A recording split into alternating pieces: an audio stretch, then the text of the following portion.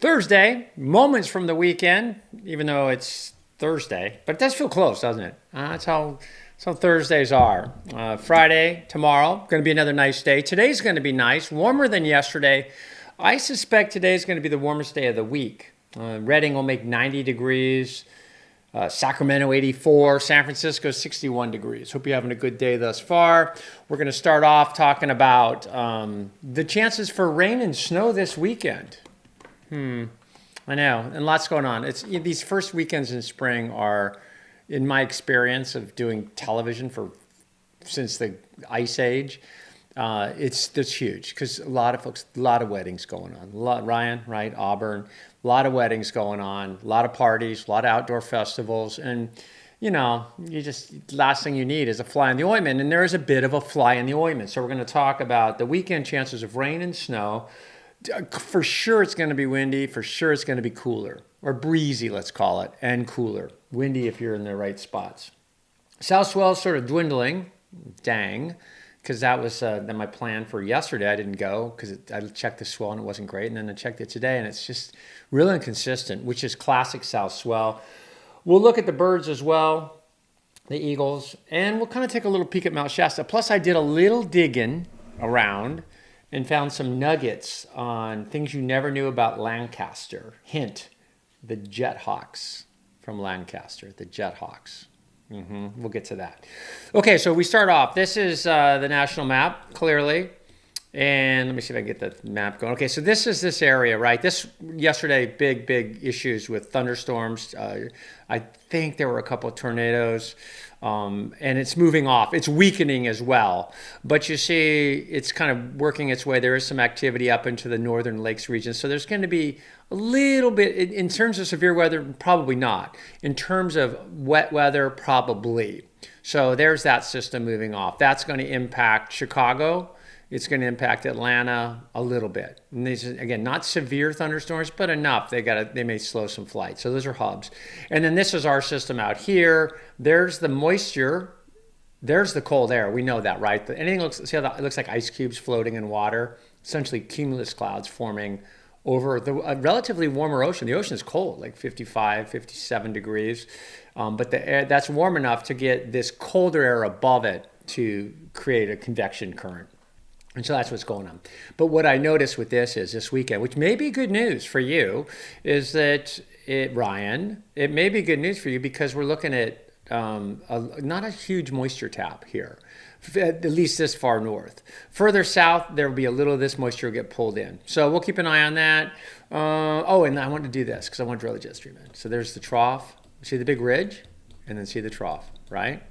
So this is, again, we're looking at a satellite map. But you know how we do that with surface maps when we look at the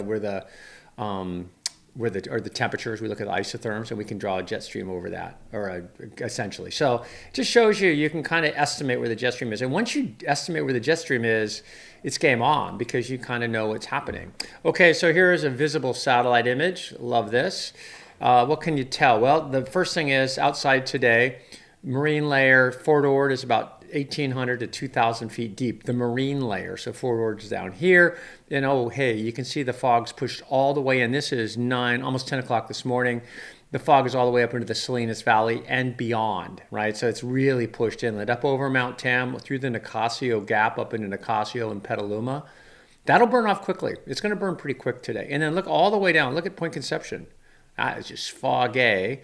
And then all the way down to San Diego. Look at these pushes of fog. So that little swirly area here, so you can kind of almost pick out a little bit of a turbulence there, a little eddy of sorts.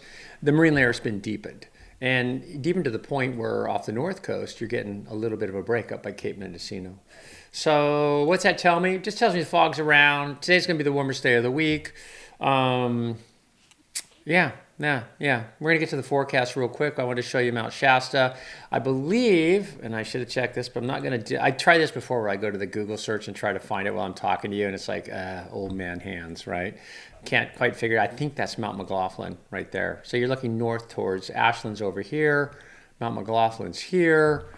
And then, well, I'll show you these. See these mounds? This is up by Mount Shasta.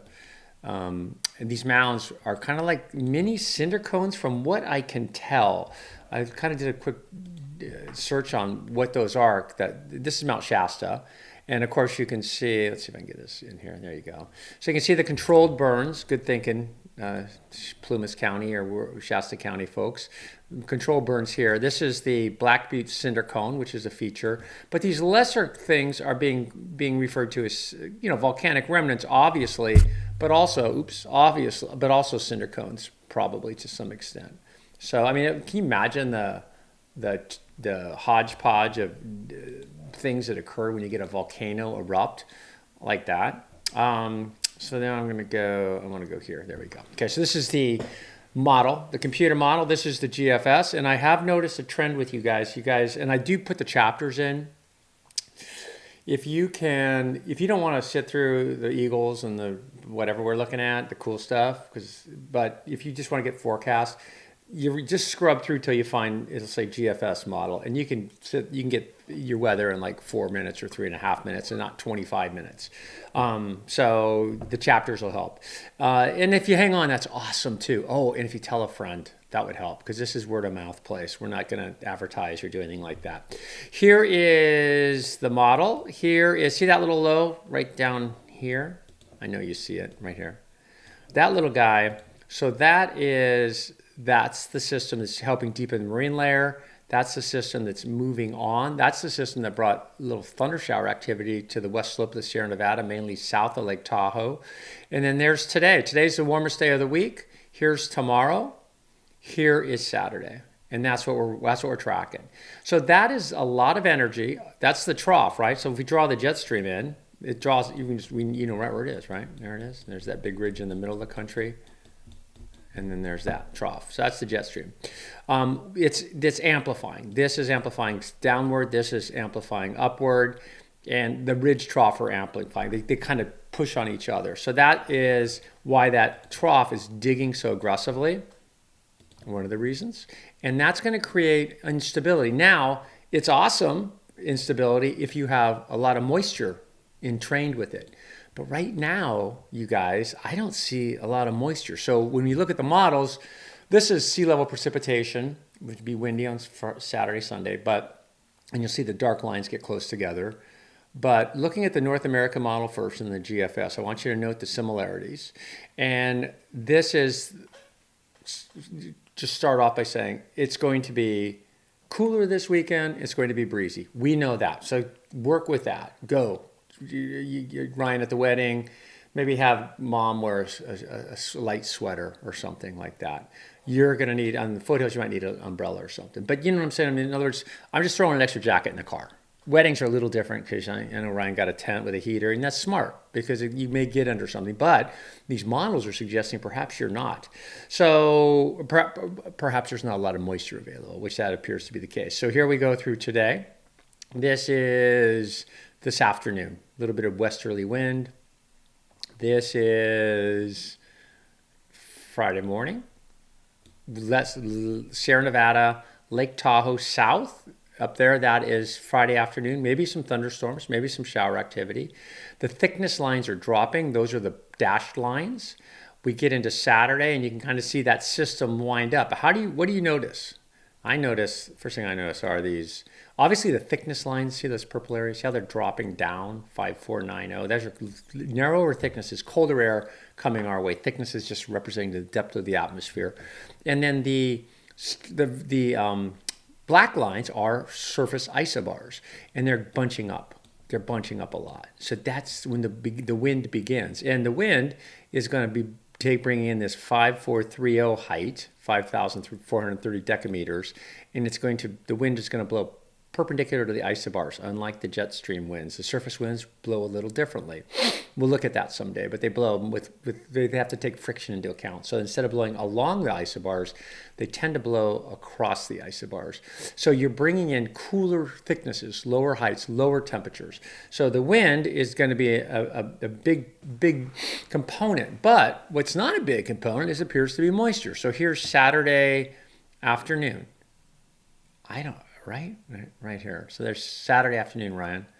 Keep talking about Ryan because he's got a wedding coming up, and I think you're getting married, right, Ryan? That's awesome.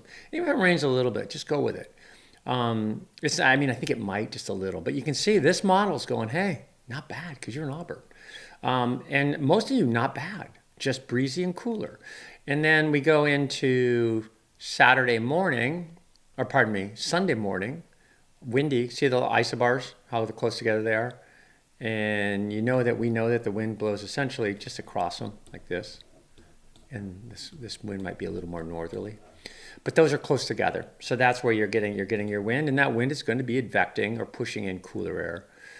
And then, right? So that's the North American model. So if I got outdoor festival planned based on that, anywhere in the state, based on that model, I'm like, I'm not too freaked out. Now, this is the GFS, not as granular.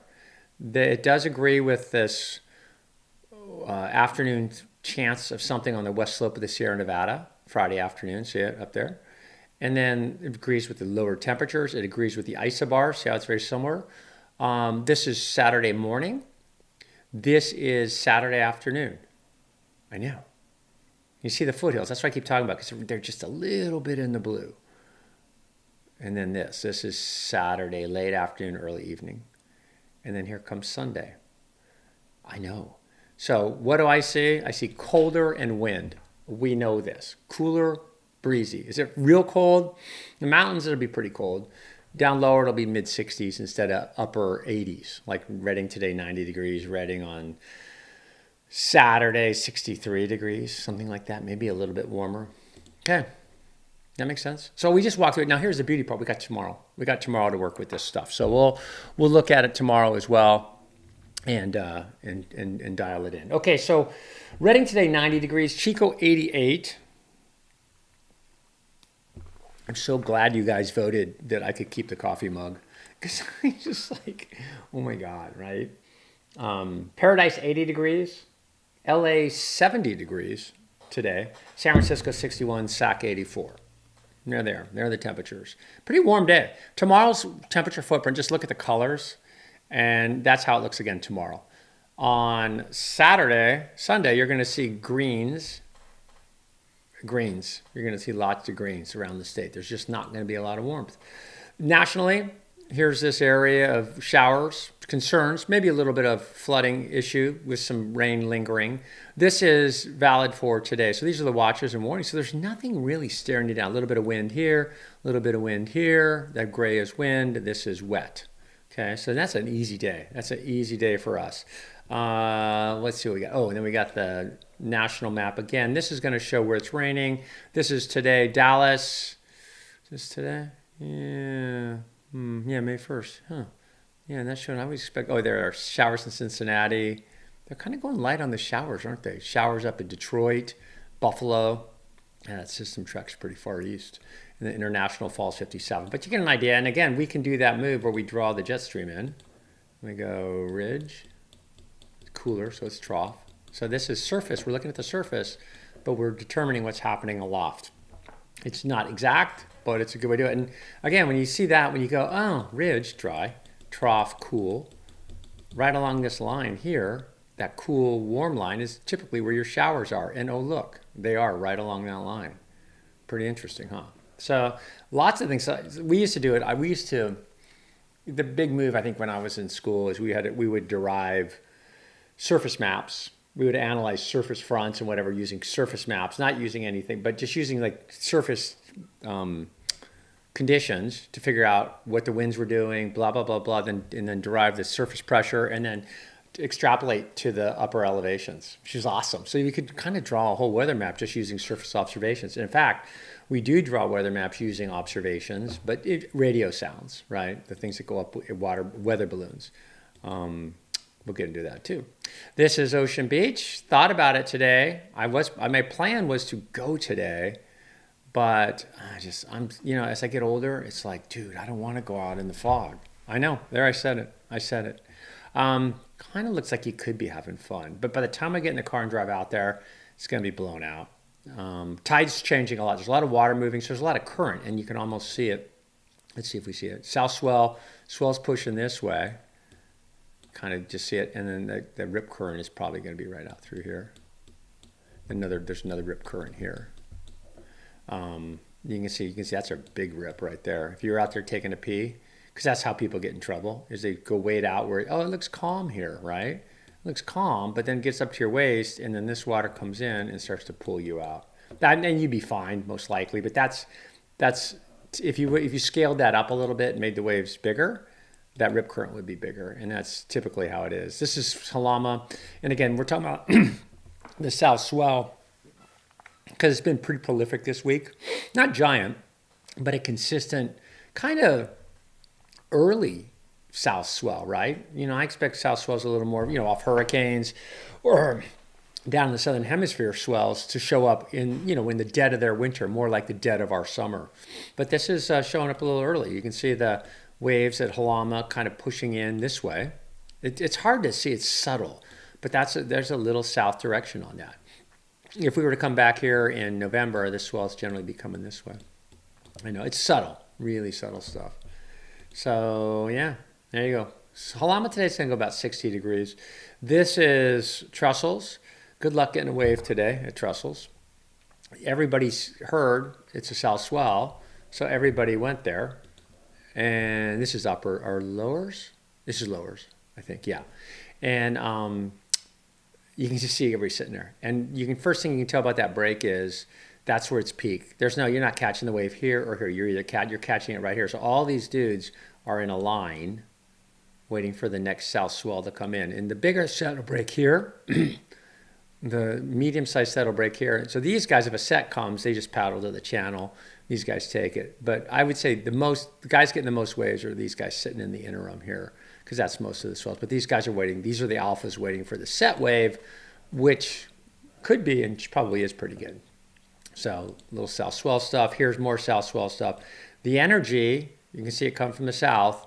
This is today. You see a little west swell coming in. See that up at our area? That's for tomorrow. So the Ocean Beach will get a little bigger. South swell is sort of cutting off, right? See how it's cutting off a little? Then this is energy. So this represents period, which is wavelength. And just see that. I just want you to see the energy. Simple, right? Is it super accurate? Yeah, not bad. Now we can look at same idea, but this is just wave heights, and this is just energy coming, not the direction, but the source. And so do you see those two deals up by us up here? These guys. Those are storms, Aleutian Island storms. The jet stream is pretty active, and because the jet stream's active, these storms aloft, the troughs in the jet stream, create winds at the surface, which create swell. So this isn't a storm, this is the result of a storm. But they mimic closely storms, right? So I know. And then you see Southern Hemisphere lit up. So that's wave height. So there's going to be swell for a few days. It's just the south swell starting to wane. This is a shot of Colby Mountain, 6,000 feet near Jonesville. Used to hang out in this area. Paradise is just behind you here.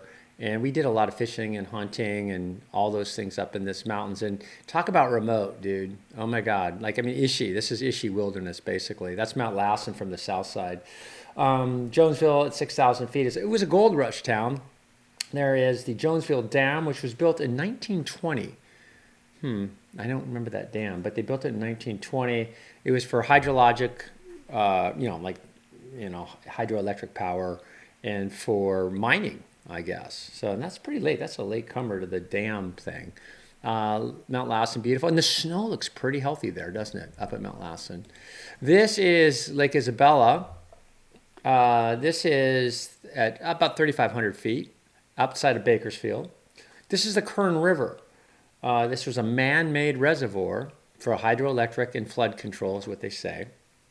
And it's probably actually the power lines here. I bet the camera's on the hydroelectric portion of it, or one of the towers. But this is the Kern River. Now, I know they say recreation, because when I was a kid in the 60s, they were all about building dams. I watched them build Oroville Dam. I watched them, they were damming everything. And we were all stoked. Yeah, we're going to get boats and stuff. Well, it sort of became, you made this inaccessible. Like Lake Oroville was necessary because it's a huge surface reservoir that feeds almost the entire of the state. But Isabella maybe is too. But I'm just saying, how much prettier would that look? And how much more recreational would it be if it was a Kern River running through it with trees and bugs and wolves and deer and, and wild turkey and trout and maybe salmon. I mean, right? So, and that's what's happening up on the Klamath now. They pulled that last, I think, Iron Springs Dam, they pulled it out. I haven't been up there yet, but I'm going to guess this spring it's going to blow up because it's been a mud puddle. I mean, these reservoirs they're just puddles, man. And they are, in some cases, very necessary. But I look at this and I think, can you imagine what that valley would look like? The Kern River Valley would look like with the Kern River running through it. So I'm not a big, huge fan of dams that aren't producing hydroelectric that's worthwhile, which many aren't, like on the Pit, and that are kind of said to be there for flood control, because most of them are just for farmers so they can get cheaper water. Some, there I said it. Although I don't know the water rights thing. I tried. It's hard to understand. Lake Isabella was made in 1972 by damming the Kern River. This is Lancaster. I go, okay, we got to get on this Lancaster thing. Like, what's cool about there? I think it's cool, awesome looking. We're looking towards the kind of northwest. Lancaster has aerospace companies, has a couple big aerospace companies out there, that's cool. Because imagine having a job like that and living in Lancaster, you could probably get yourself some stuff. They're also home to the Jethawks. It's a minor league baseball team. They went away. In 1999, they had their last winning season. They were a farm club for the Houston Astros, the Jethawks. And I'll bet some of you baseball dudes know minor league teams. So maybe you know who the Jethawks are. I didn't, but I was stoked to learn about them. So that is Lancaster. And they also in this area have the Antelope Poppy Reserve. Okay, that's awesome. So Lancaster's got stuff going on, especially if you've got aerospace things going on, if you know how to do all that. This is University of California, San Diego. We're looking at the Cove. What do we got there? Just that these cameras come from UC San Diego, the Alert California cameras, and there's many of them. I love them, as you can tell. And the quality of the cameras is stunning. So just a good way to see the weather. The inversions out off the coast right now are generally in 1,800 to 2,000 foot level. So we're looking at, probably clearing along most of the coast today, except maybe, I don't know if San Francisco is going to clear, but most of the coast today. Okay, so there's San Diego. Let's move on. Let's see what else we got. Just checking the clock. This is not Lake Isabella. This is Big Bear Lake. This was made in 1885 for gold and recreational use, for gold mines. But I can't imagine 1885 they were using it for recreation. It's probably gold mines and water. And then it's a very recreational lake now because you can see all the development around it. And this is where the eagles are. There is the Big Bear Solar Observatory. And there were gold mines in this area, which I didn't know. You know what's amazing? And this is where the birds are here. We'll look at those in a minute. What's amazing to me, like I talked to my dad about this. He's 98. But I grew up on the Feather River like that up around, I showed you up around Jonesville, Paradise. And basically we used to fish a lot. And he goes, you realize that pretty much every rock in the west branch of the Feather River or the Butte Creek, he goes, everything's been turned. And if you start paying attention, when you go on those rivers on the west slope of the Sierra Nevada, you would look around and you go, oh my God, there's places where they took the river. And I know it sounds impossible, but like a big river, like let's say, like I don't know where in the Feather River they did it, but there are places where they would dig another river around, like a weir, and send the water around so the whole riverbed would dry out so you could get in the water and start turning rocks over looking for placer, looking for gold and mining. And so when you're aware of that, you start to see it. You start to go, whoa. Like, I mean, California is the most engineered place in the world. There, I said it. It's like Ocean Beach is like the most dangerous, but yes, it is because of population. California, because of the gold rush, because of the hydroelectric work, and because of the logging industry, and I'm sure I'm missing something, is the most worked over landscape on the planet Earth. And when you look at the mining, and how literally every rock got overturned, every stream. Think about it.